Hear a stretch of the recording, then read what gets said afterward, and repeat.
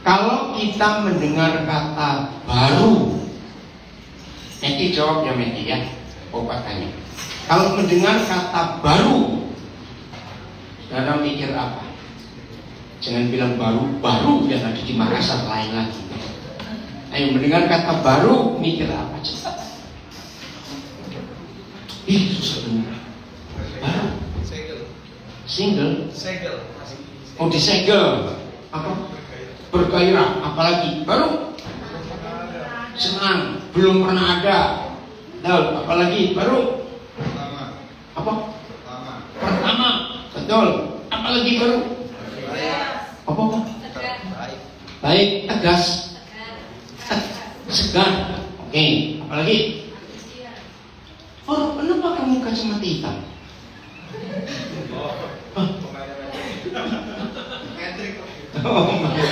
Kaget. Ayo, satu lagi mendengar kata baru, semuanya betul tadi. Baru. Apa? Asli. Asing. Ya betul. Ini yang saya tunggu. Asing. Karena baru. Belum kenal.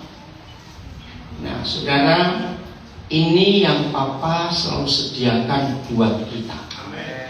Baru, selalu baru.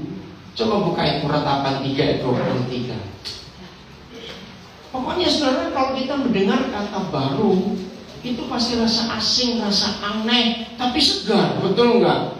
Wih, menyenangkan. Nah, suka nggak barang-barang baru? Tuh, kok suka nih. Kalau saya nggak suka, pura-pura aja. Apalagi apa? HP baru. Iya, luar biasa itu. Ada orang marah dengan anjing, dia salah lempar HP, dilemparkan ke anjing, bukan batu.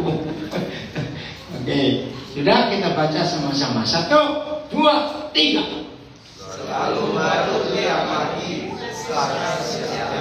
Nah, sekarang harus baca dengan betul. Bukan setiap hari. Tapi kapan? Pagi. Beda dengan hari. Ini luar biasa.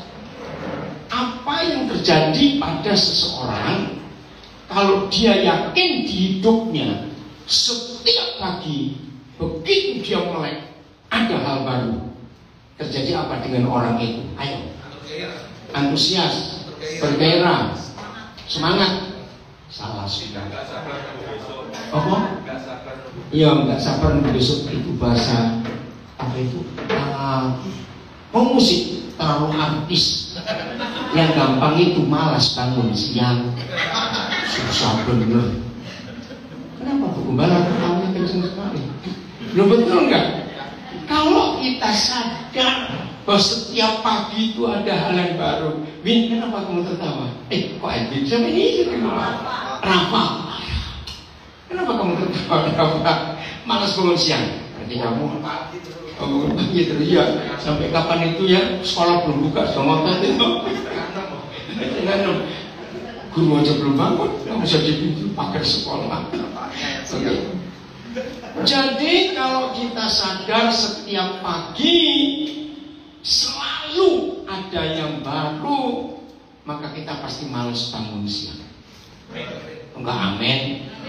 Nah, pakai itu orang-orang tua dulu kalau bilangin anak-anak jangan bangun siang, nanti berkatmu dimakan ayam. Masih ingat ya istilah dulu? Orang tua itu pintar, orang bohongin. Saya dulu dibohongin nenek saya, ibu saya, ingin makan telur, jangan kita tambah bodoh. Pintar juga ya orang tua bohongin karena mereka makan telur. Ya karena kami dulu miskin, jadi aduh, untuk coba dulu tetangganya Pak Yonan, tak akan kekurangan telur saya. Seandainya, ya. Nah, saudara, kalau kita tahu tiap pagi ada yang baru, kita pasti malas bangun siang. Kenapa? Bangun pagi ribut. Saudara, ini perkara serius. Di dalam psikologi ada tes yang paling mudah orang itu stres atau sehat. Ya, tesnya begini. Dalam 6 hari kerja Senin sampai Sabtu. Ya. Kalau 3 harinya saja ada orang malas bangun pagi, berarti orang itu sudah gejala stres. Loh, kenapa? Orang stres itu takut melihat matahari. Kenapa orang stres takut melihat matahari? Takut ditagih utang. Kreditnya belum bayar, maka itu takut. Serius.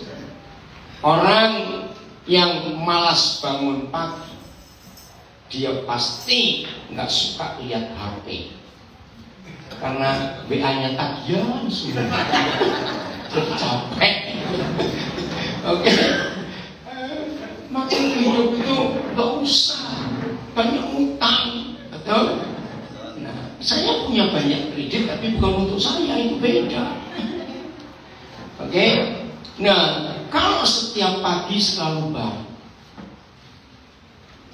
nampak nggak di wajah orang itu wajahnya bagaimana? Ayo cepatlah asuh. Wajahnya bagaimana? Orang yang sadar tiap pagi ada yang baru. Selalu. Oh ya, kata selalu. Apa arti kata lain selalu? Selalu. Pasti. Apalagi terus menerus. Ada absennya? Nggak ada. Kalau selalu itu terus selalu. Bukan cuma sering. Beda loh. Nah, saya tanya. Apa yang tercermin di wajah seseorang yang sadar tiap pagi itu ada yang baru? Semangat, segar, apalagi antusias. Dan ini kok yang gampang gitu loh. Yang jelek kelihatan cakep, itu jawabannya. Oh, enggak amin. Awet muda, nah itu dia. Nah betul sekarang. Maka itu maaf ya, maaf. Maaf. Yang sadar wajah jelek, pagi itu seger terus gitu. Oh enggak. Betul? Oh enggak ada yang jelek. Wujud Tuhan, enggak ada yang jelek. Betul? Oke? Saudara, mengapa ini perlu kita pelajari? Sebab setiap hari kita pasti ketemu orang. Nah, ini masalahnya. Kalau Bapa di surga menyediakan setiap pagi itu selalu hal-hal yang baru, maka wajah Tuhan akan tercermin di wajah kita. Betul, setuju? Pasti tercermin di wajah kita. Ih, itu luar biasa. Maka itu penting sekali kita mempercayai apa yang Tuhan berikan kepada kita. Bahwa setiap pagi terus menerus, tidak pernah absen, tidak pernah berhenti, ada hal yang baru yang Bapak sediakan buat kita. Nah, makasih Rafa, tadi kamu berkata asing. Betul. Arti kata asing yang Rafael tadi katakan itu begini. Kemarin pagi kita dapat hal yang baru nggak? Menyenangkan nggak? Jadi pagi sama? Nah, itu asing buat kita. Maka itu kita akan selalu antusias menunggu pagi itu, nggak sabar. Cepat pagi. Karena ada hal yang baru. Matahari yang kita nikmati sinarnya sekarang. Ya, yang di rumah juga ikut mikir. Matahari yang sekarang kita nikmati sinarnya sama nggak dengan sinar yang kita pakai kemarin cahayanya? Tidak. Ini energi baru yang diberikan. Ini luar biasa. Fakta saja. Saya minta yang jawab ini para suami. Ya, jujur para suami. Istri pegangan kursi. Supaya dengar jawaban suami jangan lompat. Jujur ya. Ya, semua istri pegangan kursi. Suami, ya, ini jangan banyak gerak, kursinya kasihan. Maaf, karena jenggongan ini paling berat. Sudah, yang bisa-bisa jangan tolak-tolak. Ini sudah. Saya nawari. Kenapa? Nawari modelan kursi. Enggak, jauh kurus dia karena disiksa istrinya. Maaf, lanjut dengar ya. Ini penting sekali. Para istri pegangan kursi seperti suami, ayo kita jujur.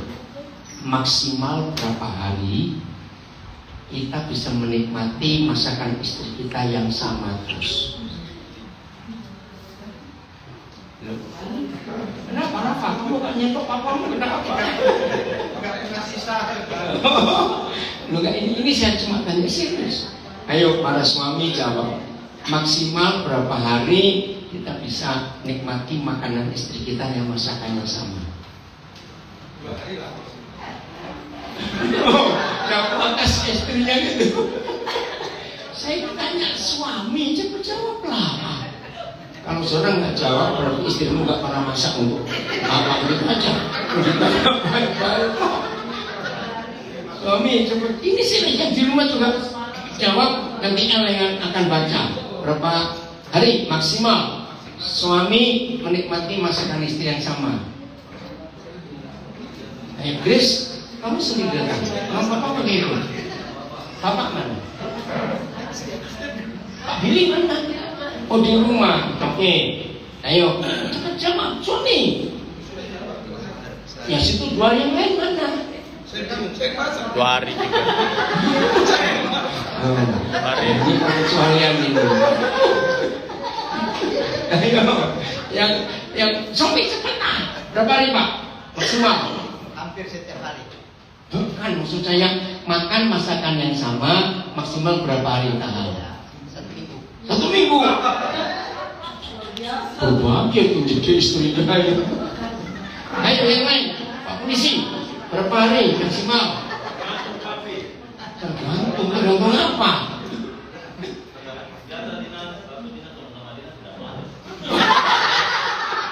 Gak soal dinas yang Bapak tanya. Apa saja dinas. Bukan begitu. Yuk, enggak umum saja lah, gak usah pakai gantungan. Umum saja. Kalau enggak saya tanya anakmu.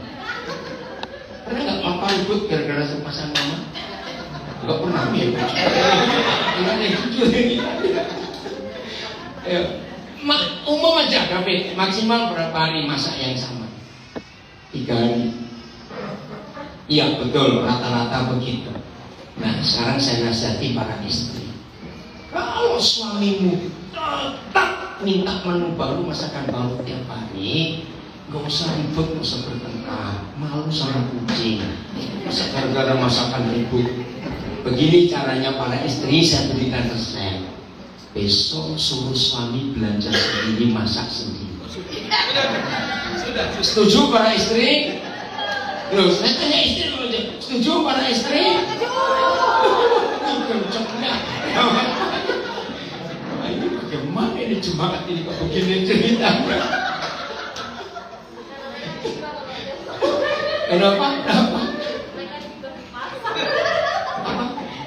Setiap hari ketemu di pasar. Jadi kita gue yang belanja sih dengan Oh begitu. Terus para istri ngapain? tidur. Saudara, bayangkan ya kalau hidup kita tiap hari penuh damai seperti ini, enak nggak? Loh, saya tanya enak tidak?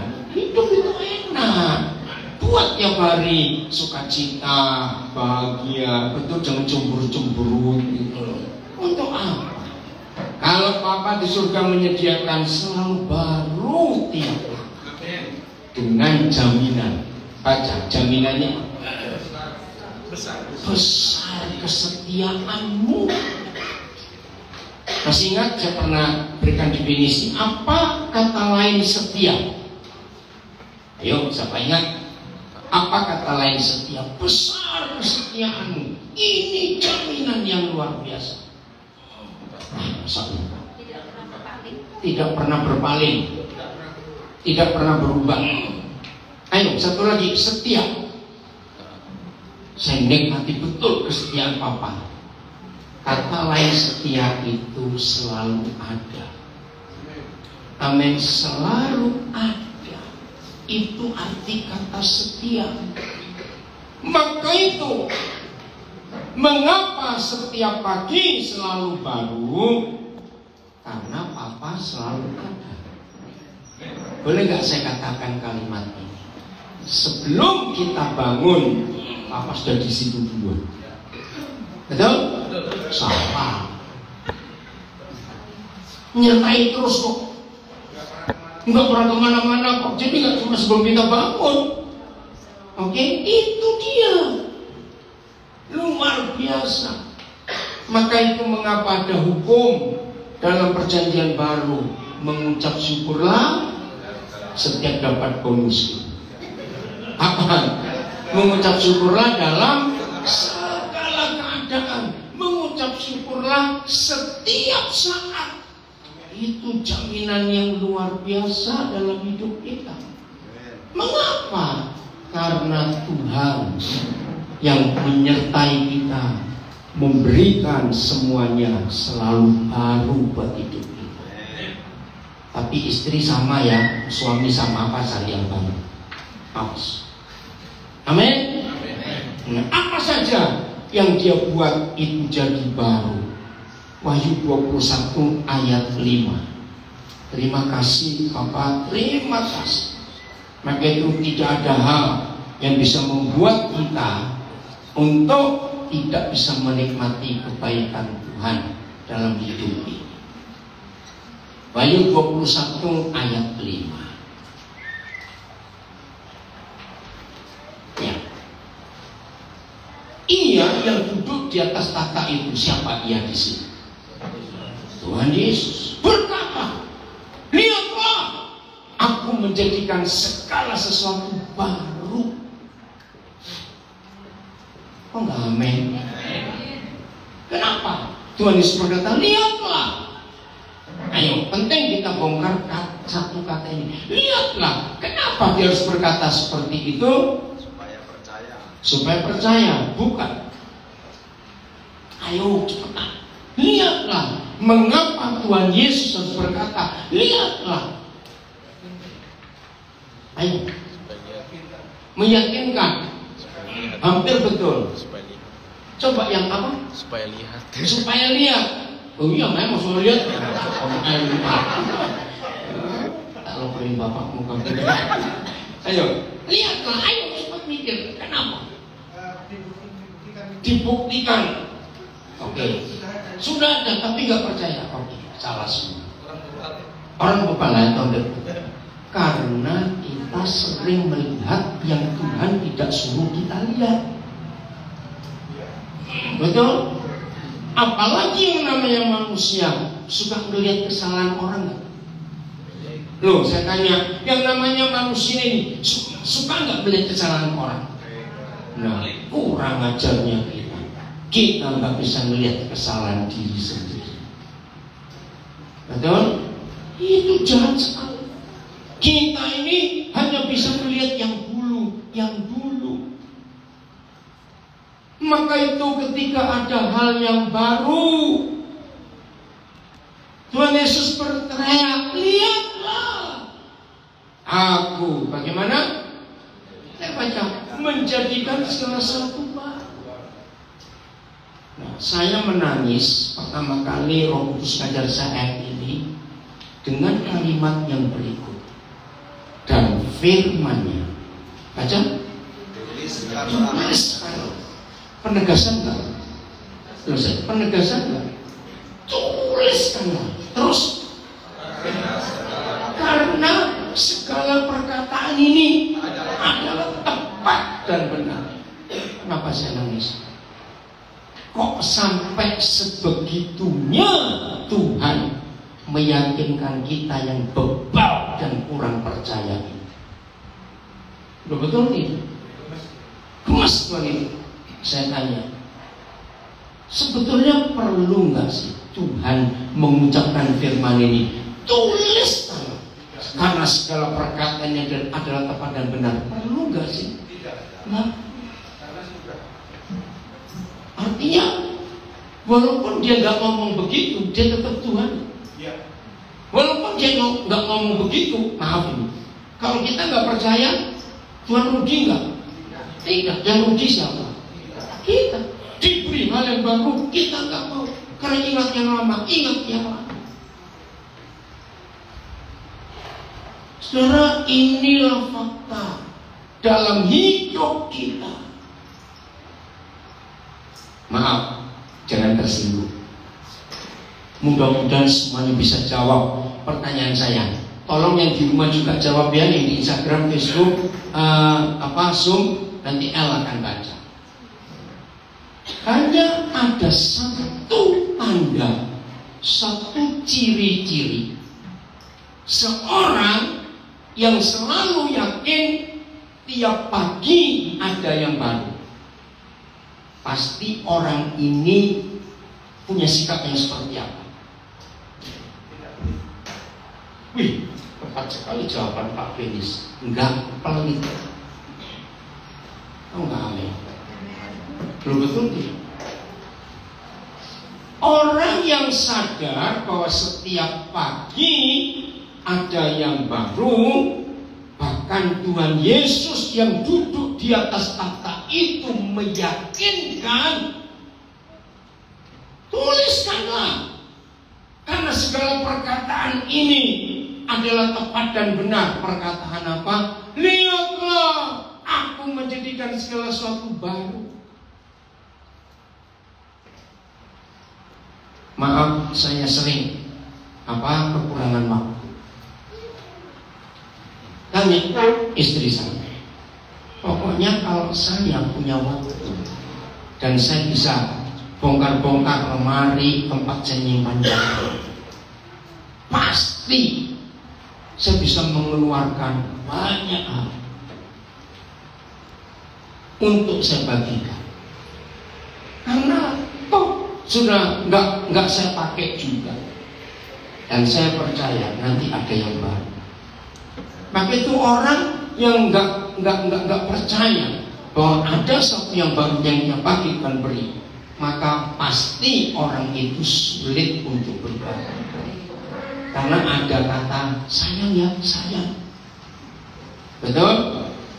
Nah, saya minta masing-masing jujur, serius. Orang yang percaya bahwa tiap pagi dia bisa menikmati hal yang baru, wah, hidupnya itu bergairah betul, hidupnya selalu antusias. Orang yang percaya bahwa dalam hidupnya akan menikmati yang baru, pasti akan punya penantian begini, ada apa lagi, setelahnya apa? Iya atau tidak? Betul? Enggak, pacar suara enggak semangat begitu. Ada yang baru yang Tuhan berikan.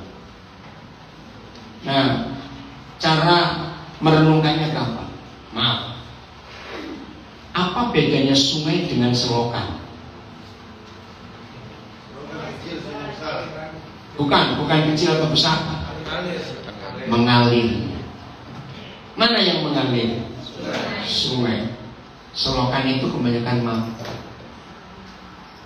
Sadar-sadar, yang mampet pasti bau dan kotor. Kira-kira di sini ada yang bau dan kotor tidak? Belum tanya kok. Kira-kira di sini ada yang bau dan kotor tidak? Karena mampet. Ayo, siapa yang masih nyimpan berkat tahun 74? Loh, kenapa tertawa? Opor zaman kapan? Empuk, zaman kapan? Loh, ngerti gak ilustrasi itu? Ada gak kira-kira orang nyimpan berkatnya tahun 74 sampai 2022 gak dipakai? Terus saya tanya, ada gak? Ada. Saudara tidak melupakan hal-hal yang sudah lama. Berarti orang itu nyimpan. Maka itu orang seperti itu kelihatan. Dia nggak bisa melihat orang itu untuk hari ini, karena dia lihat orang itu tahun yang lalu. Ketika orang itu buat kesalahan kepada saudara, padahal katanya sudah mengampuni, tapi ternyata tidak. Buktinya ketemu hari ini, kamu kan tahun lalu begitu. Ada nggak orang seperti itu sekarang? Nah, ini kebencian terbaik. Karena Bapa di surga tidak pernah melihat kita dengan waktu lampau. Betul? Saya ulangi, Bapa di surga tidak pernah melihat kita dengan waktu lampau. Betul atau tidak? Loh, saya tanya, kok diam saja? Betul? Bapa kita melihat kita selalu dengan waktu yang hari ini, bukan waktu yang lampau. Catat itu baik-baik. Maka kalau saudara melihat orang lain dengan waktu yang lampau, Tuhan sedih. Karena kita masih mengakui kesalahan dia, masih menganggap kesalahan dia masih ada sampai hari ini. Serius, ini perkara yang menghancurkan seluruh rencana Tuhan dalam hidup kita. Saya ulangi, kalau kita tidak bisa melihat saudara kita di waktu hari ini sama seperti Tuhan selalu melihat kita untuk hari ini, Tuhan tidak pernah melihat kita dengan kacamata yang kemarin, apalagi yang tahun lalu, apalagi 10 tahun yang lalu. Betul? Maka kalau saudara tidak bisa melihat rekanmu, saudaramu, istri, suami, mertua, rekan, ipar, kemenakan, tetangga, siapa saja dengan kacamata Tuhan hari ini, maka saudara orang paling jahat di dunia. Serius. Coba renungkan. Ketika kita akan berhubungan dengan seseorang hari ini, tiba-tiba begitu dia nongol, ingat kesalahannya 2 tahun lalu, hubungannya jadi enak? Jawab, hubungannya jadi enak? Tidak. Nah, ini kejahatan, dan Tuhan tidak suka sikap seperti ini. Ini cara Tuhan memandang kita. 2 Korintus 5 ayat 17. Wih, firman ini luar biasa. Maaf, saya hanya memberi kesaksian. Enggak sedikit orang-orang yang tahu ada orang yang macam-macam dengan hidup saya. Orang ini tahu. Tapi ketika saya ketemu yang buat salah itu, saya bisa akrab, saya bisa tertawa, bisa pokoknya melihat dia yang baru. Nah, ini ada berapa orang itu merasa heran. Dia bilang, kok bisa sih seperti itu? Jawaban saya cuma satu. Karena saya belajar dari Bapa di surga, belajar dari Tuhan Yesus. Melihat siapapun dengan waktu hari ini. Jangan melihat siapapun dengan waktu yang kemarin atau yang dulu. Setuju? Dan ini yang Tuhan buat. Ayo baca sama-sama. 1, 2, 3. Jadi siapa yang ada di mana dalam Kristus, maka ia adalah ciptaan yang baru. Karena yang lama sudah berlalu, sesungguhnya yang baru sudah datang. Kalau saudara hidup dengan firman ini, gak perlu ayat-ayat yang lain, cukup dengan 2 Korintus 5 ayat 17. Percayalah, saudara akan tidur nyenyak, makan enak, walaupun yang dimakan gak enak. Gak percaya? Betul? Karena selera itu ternyata gak tergantung di lidah kita. Setuju? Selera itu tergantung di hati dan pikiran kita. Wih, kenapa begitu? Ya, Rafa, coba sini. Kamu cerita, kenapa begitu? Sini cepat. Iya, ini dong Rafa, yang di sini. Kenapa tiba-tiba ceplok tadi dengan papamu? Kenapa? Atau finishing cerita? Semuanya berselera. Oh, semuanya berselera. Jadi belum tidak enak.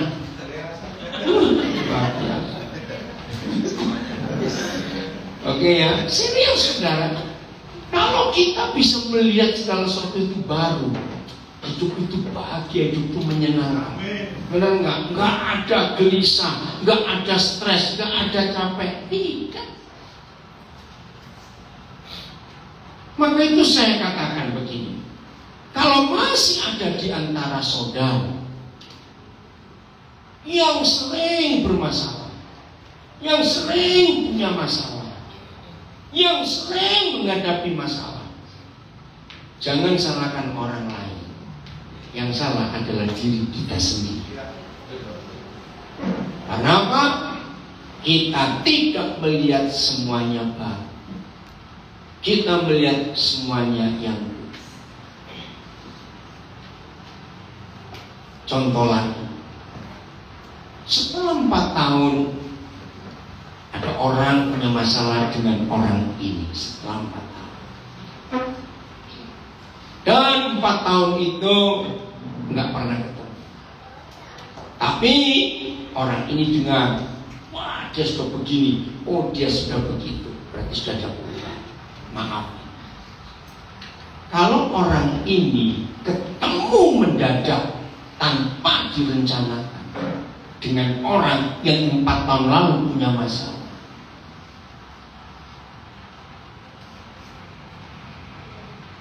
orang ini mempercayai 2 Korintus 5:17. Maka begitu dia ketemu orang ini yang 4 tahun lalu pernah buat masalah, apa reaksinya? Loh, orang ini hidupnya menggunakan 2 Korintus 5:17. Mendadak kalau ketemu, nggak janjian, nggak ada rencana. Ayo jawab. Orang ini bagaimana? Iya, nggak ingat apa-apa. Ya makanya apa kabar kamu? 4 tahun. Nah, tergantung usianya. Kalau usia masih 40-an, anakku berapa? Kalau usia 60-an, cucuku berapa? Betul? Kalau saya tambah tua lagi, gigiku berapa? Nah, itu aja suruh orang repot. Oke, lo beda tidak? Tapi kalau orang ini tidak menghidupi 2 Korintus 5:17 dan bertemu tiba-tiba tanpa janjian kepada orang yang 4 tahun lalu pernah buat masalah, kira-kira apa reaksinya? Langsung ini apa? Pak Yona ribut. Ayo saudara, ini loh kejahatan setan. Coba renungkan. Kalau orang ini belum berubah, masih sama kelakuannya seperti 4 tahun yang lalu, jawab pertanyaan saya, urusan apa dengan kita? Loh, betul tidak? Urusan apa dengan kita? Dan kita tetap menganggap dia seperti 4 tahun yang lalu. Yang rugi siapa? Kenapa kita rugi? Ya berarti selama 4 tahun itu kita penuh dendam dan kita tidak mengakui. Nah, ini yang kedua. Seandainya 4 tahun yang lalu orang ini merugikan, mencelakai, memfitnah saudara, tapi 1 jam setelah itu dia berjumpa dengan firman Tuhan dan dia bertobat, tapi dia nggak sempat ketemu saudara sehingga nggak sempat minta maaf. Dan setelah 4 tahun saudara ketemu dengan orang ini, dan di mata saudara orang ini tetap sama seperti 4 tahun lalu, padahal di hadapan Tuhan sudah diampuni karena dia sudah berubah. Pertanyaannya sama, yang rugi siapa? Nah, dua-dua rugi. Betul? Maka itu Tuhan mengajarkan kepada kita. Aduh saudara, salah satu hal yang membuat saya itu capek dalam hidup kalau ketemu manusia-manusia antik dan menjualnya. Kalau ketemu nggak pernah ngomong yang baru, ingat dulu ya, ingat dulu. Tetangga kita yang bajingan dulu masih hidup nggak sih? Kenapa tertawa? Aduh, kejam sekali. Maling itu sudah berubah belum? Karena itu bukan urusan kita, setuju? Lihat semuanya dengan kacamata Tuhan. Jadi siapa yang ada di dalam Kristus, ia adalah ciptaan baru. Yang lama sudah berlalu, sesungguhnya yang baru sudah datang.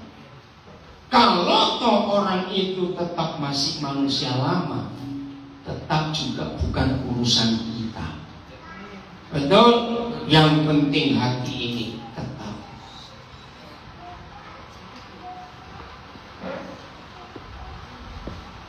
Bagi beberapa saudara yang belum tahu, supaya saudara tahu dari dulu ya, dari dulu. Saya itu selalu suka kalau tinggal itu rame-rame dari dulu. Maka itu salah satu hal yang membuat banyak tamu kalau kena bir itu kagum. Karena saya mengajarkan semua orang ayo tinggal rame-rame. Ya, dan itu hal yang luar biasa. Nah, maka itu bagi yang serumah satu lokasi dengan begitu banyak orang, mari kita periksa hidup kita. Gimana hubungan ini? Sebaik yang pertama waktu orang itu baru datang, atau ada perubahan cara kita menilai seseorang. Ini penting sekali. Maka itu kalau ada hubungan yang retak, cepat pulihkan, katakan amin. Jangan memberi stempel seseorang dengan stempel yang lain. Betul? Contoh, saudara punya SK Bupati. Ayo, kalau mendengar SK Bupati langsung mikir apa? Duit gitu. Betul enggak? Mikir apa kalau dapat SK Bupati? Loh, duit. Karena SK Bupati itu bisa dapat kredit loh. Betul atau salah? Saya ngomong begini. Betul ya? Nah, ternyata stempel yang dipakai itu stempelnya zaman Pak Apeyo. Ngerti istilahnya?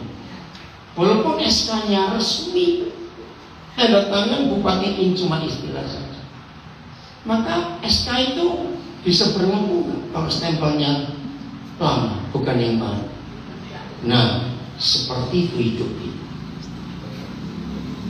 Ayo, jujur, pulang dari ibadah ini, termasuk yang di rumah, sebentar lagi selesai, buka lemari saudara.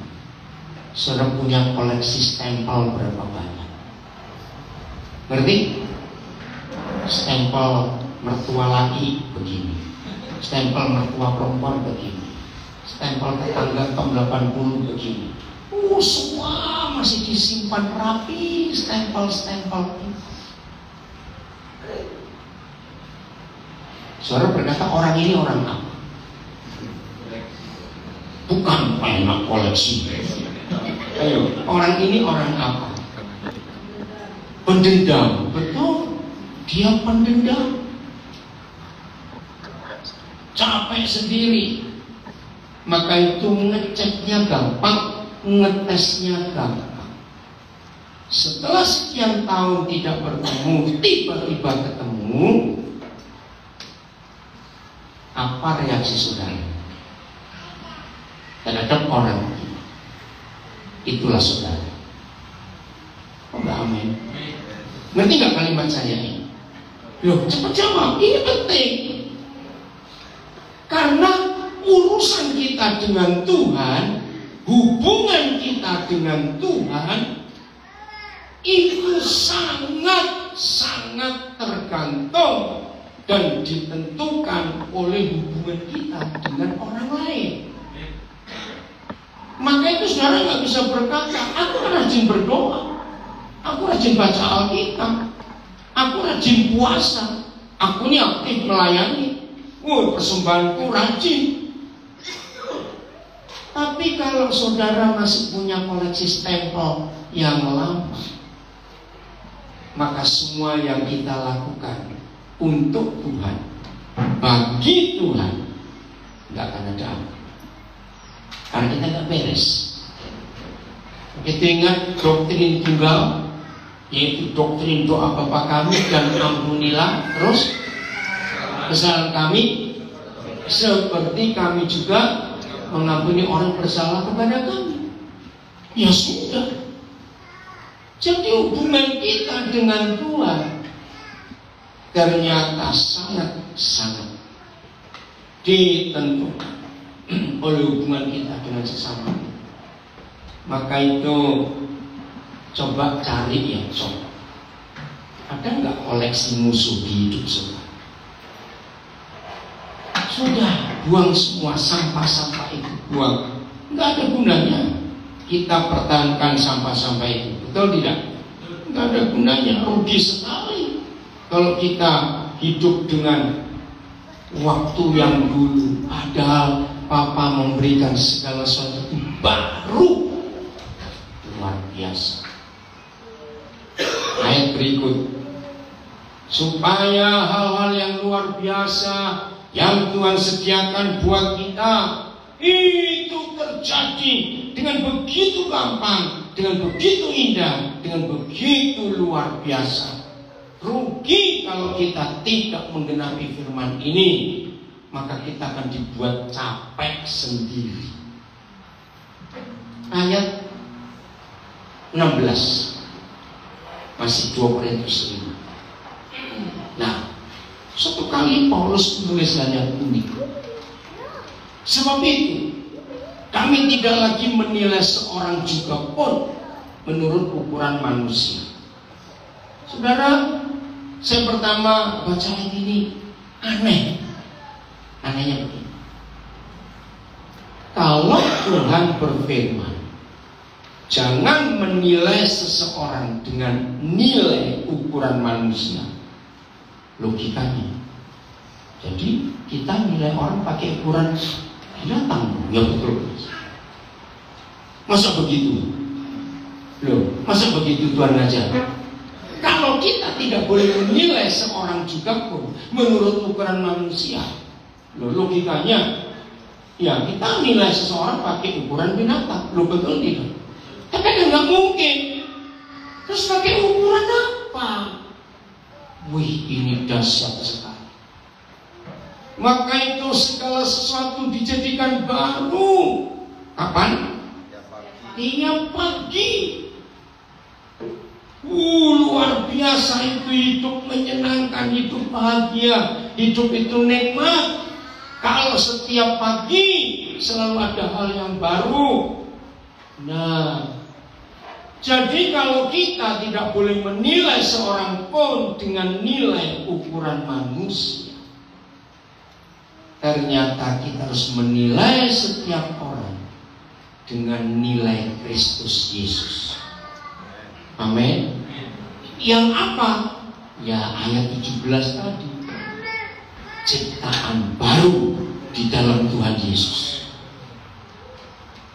Sehingga kalau orang itu memang gak berubah sejak waktu itu dia buat masalah dengan kita, maka kita gak diyakini salah, karena kita melihat dia baru.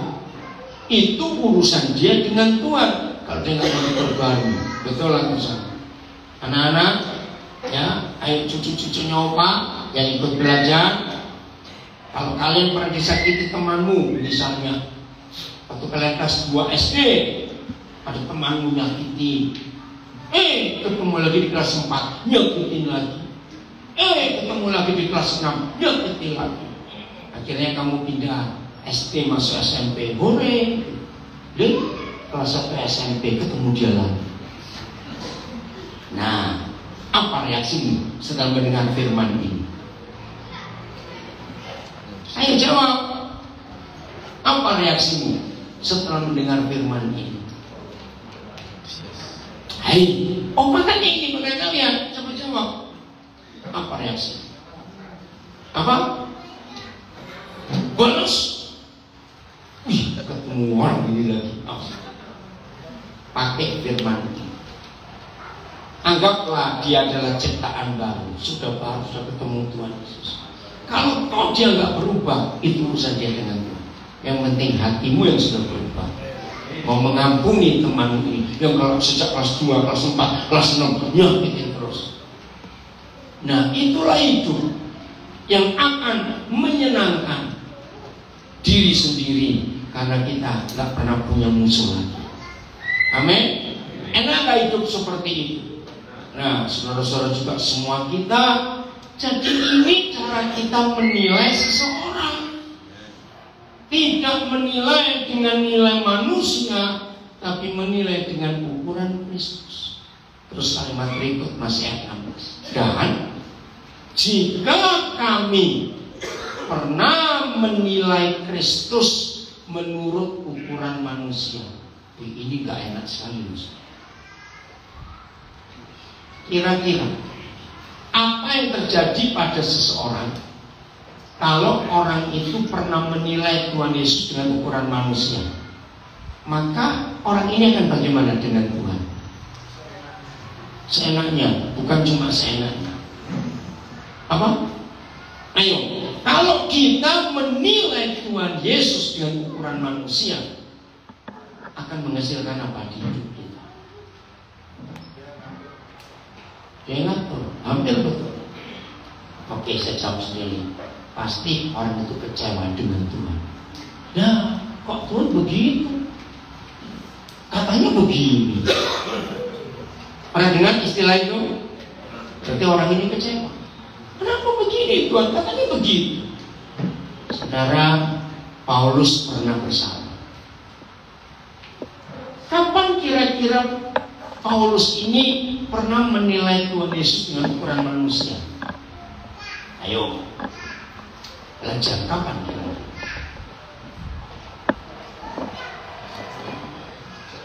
Iya, betul. Waktu dia masih bernama Saulus. Dia benci nggak kepada Tuhan Yesus? Sama.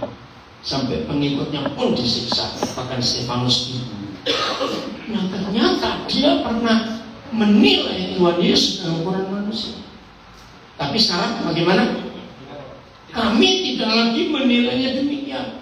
Maka itu Saulus menjadi Paulus, menjadi pengikut, bahkan bukan cuma pengikut, sampai dia mau mati.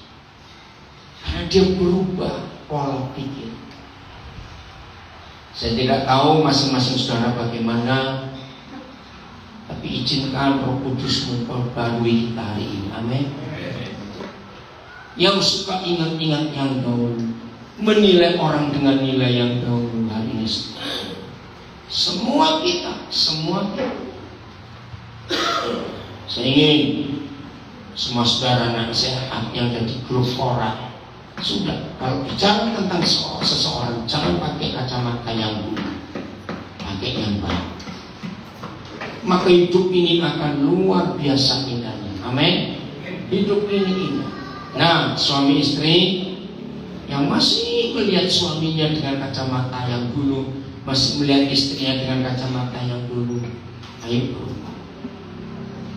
Saya cuma tanya, ya, apa yang terjadi pada suami istri kalau memakai kacamata waktu mereka pacaran? Kadang anak sudah banyak, cucu sudah banyak. Ngerti istilahnya? Jadi apa itu suami istri? Jadi apa? Apa? Otomatis. Otomatis. Betul ayo. Ngerti nggak pertanyaan saya? Apa yang terjadi pada suami istri? Sebelum menikah anak sudah banyak, cucu sudah banyak, tapi masih pakai kacamata waktu pacaran. Mengampuni terus. Apa? Mengampuni terus. Ya berarti nggak ngampuni karena masih pakai kacamata pacaran kok. Saudara, hari ini stop. Jangan membuat iblis gemuk-gemuk. Enggak, amin. Kapan iblis gemuk-gemuk? Ketika kita beri makan terus dengan dendam, kecewa, tidak mengampuni. Pilihan ada di tangan kita. Kalau hari ini kita mendengar Papa berjanji selalu baru tiap pagi, sudah nikmati hal yang baru itu, amin. Maka itu akan bahagia luar biasa. Pemusik, pemuji Tuhan, ayo siap. Ada pujian apa? Ayo semua kita jadi pelaku firman, amin. Menikmati hal yang baru yang Tuhan sediakan buat kita. Berbahagia saudara kalau kita memakai kacamata Tuhan dalam melihat apa saja, karena kacamata Tuhan selalu hal yang baru, yang lama biar berlalu. Tuhan memberkati kita semuanya.